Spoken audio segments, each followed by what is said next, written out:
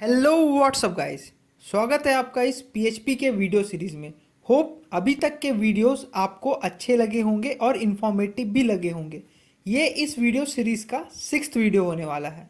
Last video में हमने थोड़ा बहुत क्लियर अंडरस्टैंडिंग लिया कि किस तरह हम पीएचपी के कोड्स को एग्जीक्यूट कर सकते हैं, और हमने ये भी सीखा कि किस तरह हम एचटीएमएल के टैग्स को पीएचपी में यूज़ कर सकते हैं। और साथ ही साथ हमने लास्ट वीडियो में कमेंट्स के बारे में भी पढ़ा। तो होप आपको वो सारी चीज़ें समझ में आई होंगी।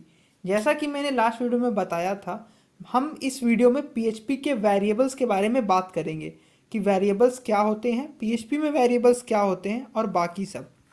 तो अगर मैं अपने कोड एडिटर पर चलूँ तो ये हमारा लास्ट प्रोग्राम था जो हमने लिखा था और जो हमने अपने ब्राउज़र पे एग्जीक्यूट किया था, जिसका आउटपुट आपको इस तरह का आ रहा था, जिसमें हम लोगों ने HTML के टैग्स भी यूज़ किए थे PHP के साथ।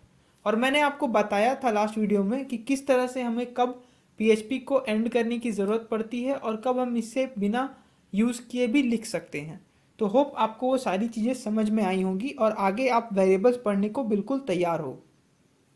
तो PHP में वेरिएबल्स पढ़ने से पहले मैं ये बताना चाहूँगा कि आखिर वेरिएबल्स होते क्या हैं।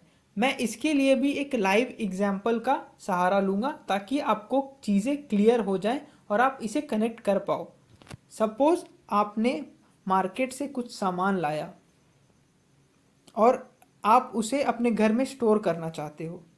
सपोज़ आपने शुगर लेके आई और आप उसे किचन में रखना चाहते हो।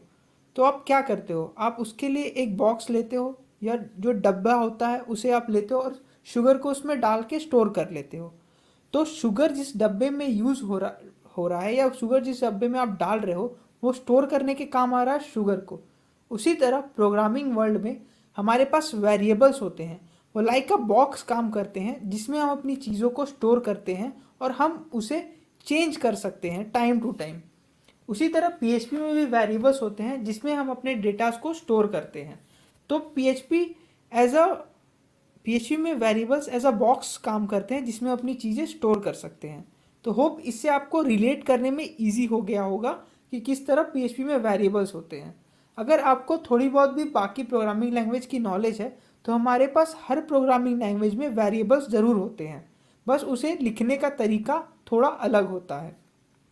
तो चलिए जानते हैं कि हम पीएचपी में वेरिएबल्स किस तरह लिख सकते हैं और क्या वो रूल्स है जिन्हें हमें फॉलो करना होता है पीएचपी में वेरिएबल्स लिखने के लिए। तो चलिए जानते हैं क्या क्या वो रूल्स है जिन्हें हमें फॉलो करना होता है पीएचपी में वेरिएबल्स लिखते समय। सबसे पहला रूल है कि a variable start with a dollar sign followed by the name of the variable. So जिस तरह हमारे पास बाकी लैंग्वेजेस में हम अगर आपको अगर और भी कोई लैंग्वेज का नॉलेज होगा तो जब भी हम वेरिएबल्स डिक्लेयर करते हैं तो हम वैर कीवर्ड का यूज़ करते हैं बाकी सारे लैंग्वेजेस में, बट यहाँ पर ऐसा नहीं है। जब भी हम पीएचपी में वेरिएबल्स बनाएंगे तो हमें डॉलर साइन लिखना होगा वेरिएबल डिक्लेयर करने के लिए।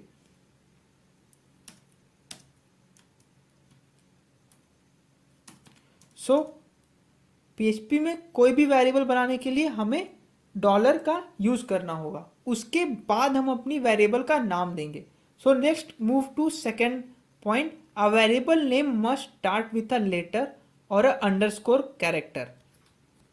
सो यहाँ ये क्लियर किया हुआ है कि अगर आपको पीएचपी में वेरिएबल्स लिखने हैं तो आपके वेरिएबल के नेम या तो एक लेटर होना चाहिए या अंडरस्कोर कैरेक्टर होना चाहिए।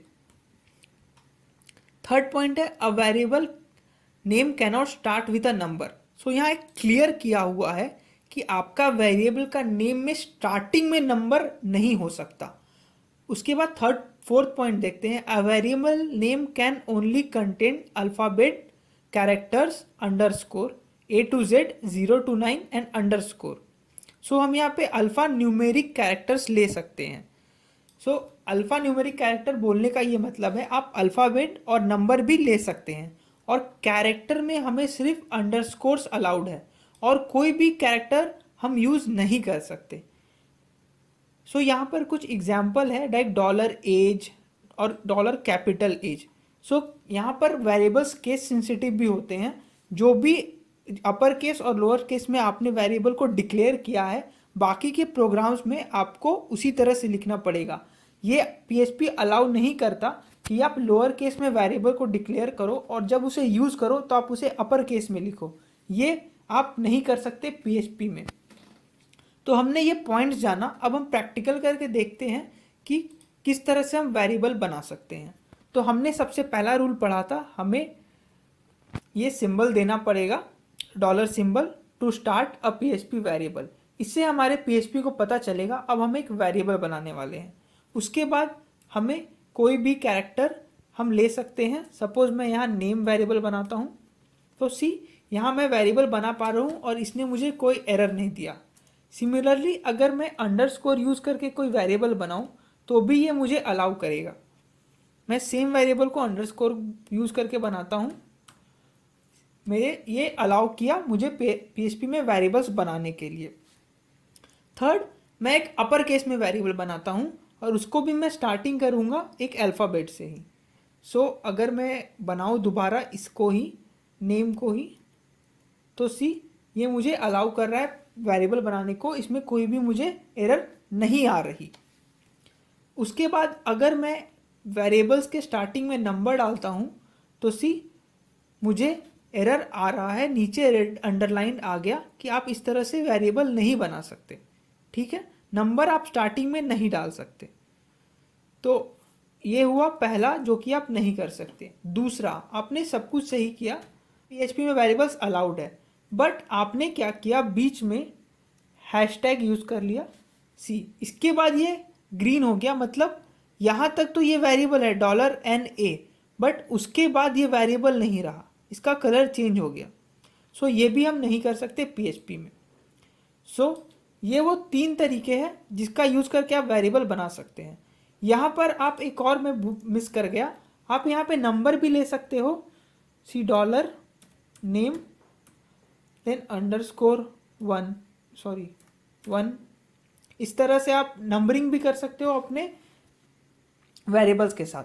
बस आपको ये ध्यान रखना है कि स्टार्टिंग हमेशा एक कैरेक्टर अल्फ़ाबेट से होना चाहिए या फिर अंडरस्कोर, और कुछ भी PHP अलाउ नहीं करता आपके वेरिएबल के स्टार्टिंग प्लेस पे। ओके, सो ये तो हो गए PHP में हमने वेरिएबल्स बनाया। बट आप यहाँ पर एक चेंज देख सकते हो। मैं आपको इसके एग्जांपल करके दिखाता हूँ। सपोज मैंने यहाँ नेम वेरिएबल बनाया, यहाँ पर मैं अपना कोई भी एक नाम डाल रहा हूँ, सपोज मैं XYZ डाल देता हूँ, ये क्लियरली ले रहा है। ठीक है, उसके बाद मैं यहाँ सिंपल एक A डाल देता हूँ। ठीक है, उसके बाद ये नेम वेरिएबल अभी मैं यहाँ से हटाता हूँ और मैं एक नंबर वेरिएबल बना लेता हूँ $num नाम से, और इसमें मैं कोई नंबर को असाइन कर देता हूँ। ओके, उसके बाद मैं यहाँ एक और वेरिएबल बनाता हूँ, इसे मैं कुछ भी नाम देता हूँ, सपोज XYZ, या फिर नंबर 2 दे देता हूँ। 1 सेकेंड, और इसमें मैं एक फ्लोट वेरिएबल को असाइन कर देता हूँ सी। अब आप यहाँ गौर करो, अगर आपने बाकी प्रोग्रामिंग लैंग्वेज या आपको कुछ भी प्रोग्रामिंग लैंग्वेज का आइडिया है, तो वहाँ जब हम वेरिएबल बनाते हैं तो हम उसका टाइप भी डिफाइन करते हैं कि हम किस टाइप का वेरिएबल बना रहे हैं। हम इंटीजर बना रहे हैं, फ्लोट बना रहे हैं, कैरेक्टर बना रहे हैं, स्ट्रिंग बना रहे हैं, किस टाइप का वेरिएबल हम बना रहे हैं। बट PHP में ऐसा नहीं है, आपको टाइप डिफाइन करने की ज़रूरत नहीं पड़ेगी। जैसा वैल्यू आप उस पर असाइन करोगे वो उसी टाइप का हो जाएगा। सपोज मैं इन सबको इको अगर करूं तो देखता हूं मैं कर पाता हूं कि नहीं। सपोज मैं पहला इको करता हूं सिंपली $नेम को। ओके, अब मैं इसे रन करने के लिए, आपको मैंने बताया था, मैं इसका पाथ कॉपी करता हूं, क्विकली अपने ब्राउज़र पे चलता हूं और यहाँ पर इस पाथ को पेस्ट कर लेता हूं, और यहाँ से htdoc से सारा कुछ हटाना हुआ है। आपको अभी तक ये समझ में आ जाना चाहिए इस वीडियो सीरीज़ में, अगर आप बने हुए हो स्टार्टिंग से तो आपको ये समझ में आ जाना चाहिए हम PHP कैसे रन करते हैं। सी, मुझे XYZ आउटपुट में आ रहा है, मैं थोड़ा जूम कर देता हूँ। सी, XYZ मुझे आउटपुट में मिल रहा है। मैंने यहाँ पर $नेम पास किया था, अब मैं यहाँ $_नेम पास कर देता हूँ। और देखता हूँ इसका मुझे आउटपुट आ रहा है या नहीं। फिर मैं पेज रिफ्रेश करता हूँ सी, मुझे ए भी मिल रहा है आउटपुट में। अब मैं ट्राई करता हूँ कि मैं नंबर डिस्प्ले कर पा रहा हूँ कि नहीं। तो मैं नम को डिस्प्ले करता हूँ और क्विकली चेक करते हैं मैं यहाँ पर इसे डिस्प्ले कर पा रहा हूँ कि नहीं। सी, मुझे 1 मिल रहा है। अब जो मैंने फ्लोट बनाया था उसको देख लेते हैं कि फ्लोट नंबर मैंने इंसर्ट किया है, देखते हैं ये काम कर रहा है या नहीं। सी, मुझे हर तरह के आउटपुट मिल रहे हैं। इससे हमें ये पता चलता है कि पीएचपी में हमें वेरिएबल के टाइप असाइन करने की कोई नीड नहीं होती। जिस तरह का डेटा हम उसमें इंसर्ट करेंगे वो खुद ब खुद उसे उस तरह ले लेगा और वो उसी टाइप का वेरिएबल बन जाएगा। मैं यहाँ एक और चीज़ आपको दिखाना चाहूँगा।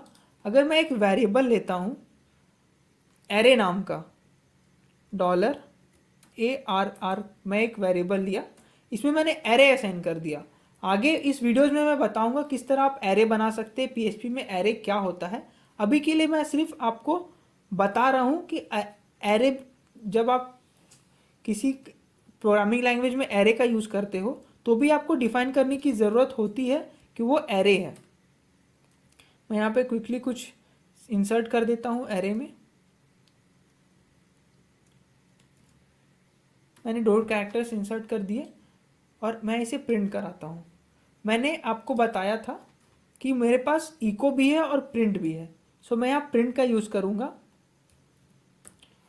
और प्रिंट आर का यूज़ करूँगा। प्रिंट आर वो फंक्शन है जिसके थ्रू हम एक एरे को प्रिंट करा सकते हैं। आगे मैं क्लियर आपको बताऊँगा इसका क्या काम है। मैं प्रिंट और इको के बीच का डिफरेंस भी बताऊँगा कि कब हमें इको यूज़ करना चाहिए और कब प्रिंट यूज़ करना चाहिए। ये अभी आपको बस ये देखो कि वेरिएबल्स किस तरह से ऑटोमेटिक असाइन हो जाते हैं। सी, मैं यहाँ ब्रेक का यूज़ कर लेता हूँ ताकि ये नेक्स्ट लाइन में आए।